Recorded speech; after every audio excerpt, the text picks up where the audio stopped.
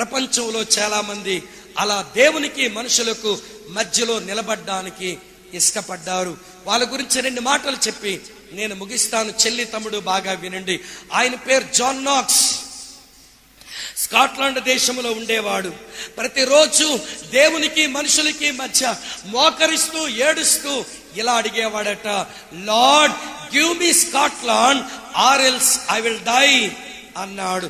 ప్రభా, ఈ స్కాట్లాండ్ దేశం నాకు ఇవ్వు నాయనా, లేకపోతే నేను చచ్చిపోతాను అన్నాడట. సావన్రోలా అనే ఒక భక్తుడు ఉండేవాడు. ఆయన ఇటలీ దేశంలో దేవుని పని చేశాడు. యవన ప్రాయం నుంచి సావన్రోలా ఏమనేవాడో తెలుసా? Lord change this Italy or else I will die అన్నాడు. ఈ ఇటలీ దేశాన్ని మార్చునాయనా, లేకపోతే నేను చచ్చిపోతాను అనేవాడట. మరొక అబ్బాయి గురించి చెబుతాను. వాడు చాలా చిన్న పిల్లోడు. 25వ ఏట దేవుని పని చేయడానికి వచ్చాడు.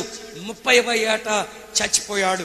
అతను సేవ చేసింది జస్ట్ 5 years, 5 సంవత్సరాలు మాత్రమే ఆయన సేవ చేశాడు. 25వ ఏట మినిస్ట్రీకి వచ్చాడు. 30వ ఏట చచ్చిపోయాడు. ఆయన పేరు రాబర్ట్ ముర్రే మ్యాక్చైన్ అనే యవనస్తుడు. తమిళ్లు చెల్లాయిలు వినండి సీరియస్ గా.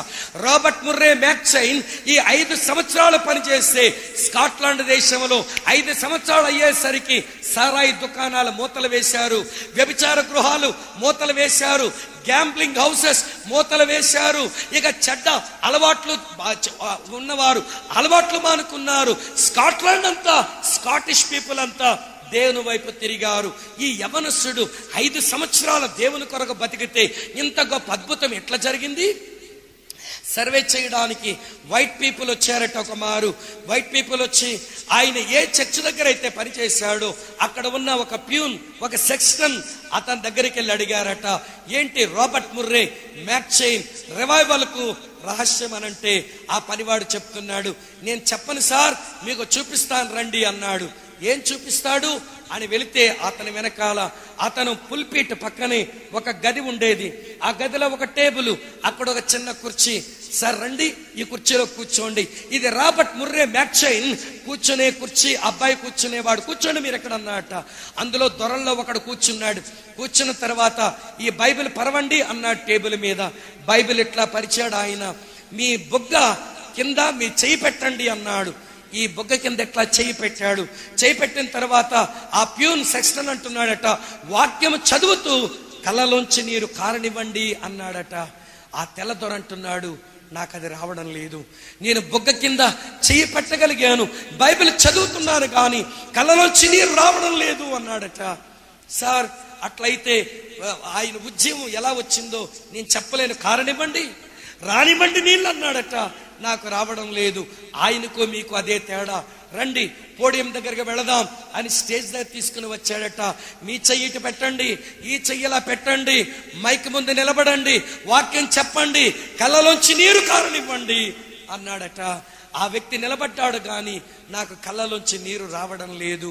అయ్యా రాబర్ట్ ముర్రే మ్యాక్చైన్, పాపులకు పరిశుద్ధులకు ప్రేమగల దేవునికి ఈ దుర్మార్గులకు నేను మధ్యలో నలిగిపోతున్నాను, వీళ్ళు కలపాలి అన్నట్టుగా ఏడ్చాడు. అలా పనిచేశాడు. అందుకనే 5 సంవత్సరాల్లో ఇంత గొప్ప ఉద్యమం స్కాట్లాండ్ లో వచ్చింది. ప్రియా చెల్లి తమ్ముడు అన్న వినండి, నిన్న బ్రదర్ విన్సెంట్ చెప్పారు, ఈ రోజున మన రాష్ట్రం బాగులేదు, ఈ రోజున మన దేశం బాగులేదు, ఈ రోజున మన కంట్రీ లీడర్షిప్ బాగులేదు. ఈ రోజున వినండి, మన దేశానికి 5 రకాల అవినీతులు పట్టి పీడిస్తున్నాయి. Number 1 physical corruption, number 2 moral corruption, number 3 social corruption, number 4 spiritual corruption, number 5 political corruption. ఈ 5 రకాల కరప్షన్స్ చేత ఈ దేశం పాడవుతుంది. మీకు సంగతి చెప్పనా, ఈ రోజున 12 సంవత్సరాల నుంచి టీనేజ్ లోనికి వచ్చిన ఒక యవనస్తురాలు 12 నుంచి 17 సంవత్సరాల లోపల ఉన్న ఆడపిల్లలు అప్పుడే మెచ్యూర్ అయ్యారు, వాళ్ళకి ఎంతో మంచి భవిష్యత్తు ఉంది. కానీ 12వ ఏటనే వ్యభిచారాన్ని మొదలు పెట్టారు. అలాగ వ్యభిచార వృత్తిలో ఉన్నవారు ఈ దేశంలో టీనేజ్ గర్ల్స్ 13 లక్షల మంది ఉన్నారు. చెల్లెళ్ళు, నీలాంటి చెల్లి ఆ పిల్ల అమ్మా నాన్నల సంరక్షణలో పెరిగి మంచిగా చదువుకుని మంచి భవిష్యత్తుకు వచ్చి మంచి ఉద్యోగం చేసుకుని మంచి అబ్బాయిని పెళ్లి చేసుకుని భవిష్యత్తును చూడాలనుకుంది. కానీ పరిస్థితులు, పేదరికము ఆ పిల్లని వ్యభిచారిగా చేసేశాయి. 13 లక్షల మంది వ్యభిచారులు ఉన్నారు. తమ్ముళ్ళు, మీకో సంగతి చెప్పనా? ఈ రోజున అక్రమ జీవితం జీవించి అనవసరమైన రోగాలకి గురై ఈ రోజున ప్రపంచంలో ఎయిడ్స్ రోగం ఎక్కువగా ఉన్న రాష్ట్రం ఏదనంటే అది మన ఆంధ్ర రాష్ట్రమే. ఈ రోజున భయం లేక, భక్తి లేక, పాప పనులు చేస్తూ ఈ రోజున భయంకరమైన బతుకుతా ఉన్నారు. చెన్నైలో వినండి, సీరియస్ గా చెబుతున్నాను. చెన్నైలో ప్రియులారా, ఒక స్కూల్లో వాళ్ళకేదో సెలవులు ఇచ్చారు. ఏవండి, అయినా పిల్లలు వచ్చేసారు. కిందని టీచర్స్ మాట్లాడుకున్న తర్వాత పిల్లలందరినీ పిల్లల్ని పంపించేద్దాం ఇంటికి, బ్యాగులు ఇక్కడే ఉంచమందామని ఏవండి స్కూల్ అడ్మినిస్ట్రేషన్ అలా చెబితే టీచర్స్ అంతా రూములకి వెళ్ళి పిల్లలు వెళ్ళిపోండి, మీ బ్యాగులు విడిచిపెట్టేసేయండి అని చెబితే ప్రియులారా వినండి, ఆ రోజున స్కూల్ బ్యాగులు అక్కడ ఉంటే ప్రిన్సిపాల్ అనిందట ఇట్లా, ప్రతి పిల్లోడు బ్యాగు, ప్రతి అమ్మాయి బ్యాగు వెతికి చూడండి అని అంటే 10th క్లాస్ లోపు పిల్లలు చెన్నైలో ఒక స్కూల్లో జరిగిన అనుభవం. వాళ్ళ బ్యాగులన్నీ చెక్ చేస్తే దాదాపు లెక్కలేనన్ని కండోమ్స్ వాళ్ళ బ్యాగులో పట్టుకుని వచ్చారు. Below 10th class children. ఈ రోజున భారతదేశ పిల్లలు అంత అవినీతికి పాల్పడుతున్నారు. నైతికత లోపించింది, భయం లేదు, భక్తి లేదు. కానీ దేవుడు నిన్ను ప్రేమించి నీ వల్ల ఏదో జరుగుతాదని నమ్మాడు, నీ మీద ఆశలు పెట్టుకున్నాడు, నిన్ను ఎక్కడికి తీసుకుని వచ్చాడు.